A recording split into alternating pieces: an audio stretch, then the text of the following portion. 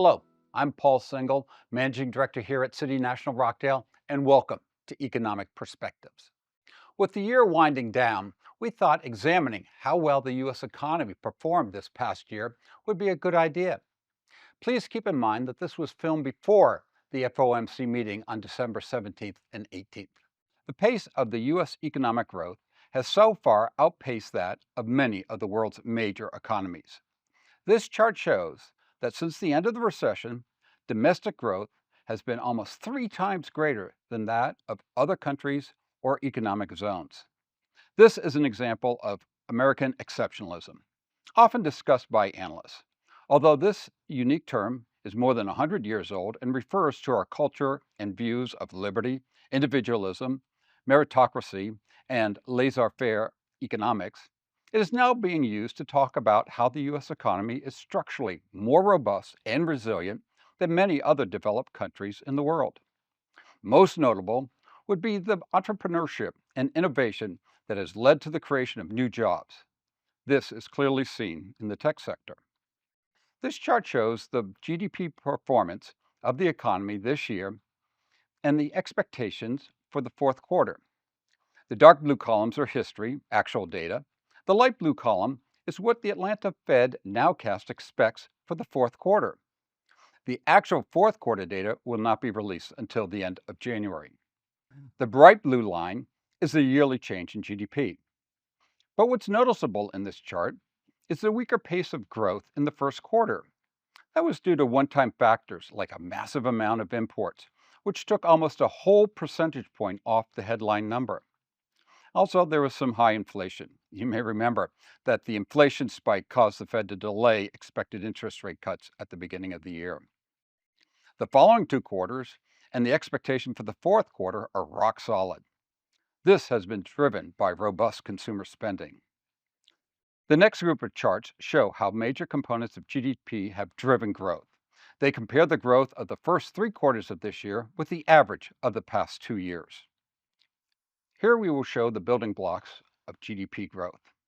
Back in 2023 and 2022, it averaged just 2.3%. So it's been a tad bit stronger this year at 2.5%. Here in the dark blue is consumption. It increased this year, helped by income growth faster than inflation. The inflation spike back in 2022 curtailed some consumer spending. Investment spending in bright blue, which excludes shelter and inventory, which we'll talk about separately, this year has not been as strong as in the previous 2 years, and that's due to a slowdown in the pace of research and development. There has been a switch in the direction of inventories, which is in the dark gray. They were a drag in the 2 previous years, but so far this year, they've been additive to GDP. This can be attributed to many manufacturers stocking up on products needed for production, for they fear that tariffs next year will cause the prices to be much higher, and they want the products right now. Housing, which is in light gray. It also experienced a reversal of direction. Housing was plagued in the 2 previous years due to the surge in mortgage interest rates, which increased from roughly 3% to about 8%. That sticker shock caused a sharp pullback in buying demand and building. So far this year, it's squeaking by with just a 0.1% increase. Government in green is a little more additive now than in previous years. This is due to a sharp increase in defense spending and also the continuation of strong expenditures from the state and local governments. They're flush with cash from the low unemployment rate and strong sales tax revenue from the robust consumer spending. The bright green is also a switch in direction. The current negative reading is because we have imported more than we've exported. This too is attributed to the fear of tariffs in 2025. So there's been heavy importing this year. The important takeaway from all of these building blocks is that the economic data remains robust. The Congressional Budget Office believes that 2% GDP growth is the long-term sustainable pace. So with growth around 3%, it's a great place to be right now. All that strength from GDP has kept the unemployment rate low, currently at 4.2%. Many economists view it as full employment to be in the range of 4 to 4.5%. You can see from this chart dating back to 1950, being in this range or below for a sustained period of time has happened just two other times, in the early 1950s and the late 1960s. Both times, the US was at war in either Korea or Vietnam.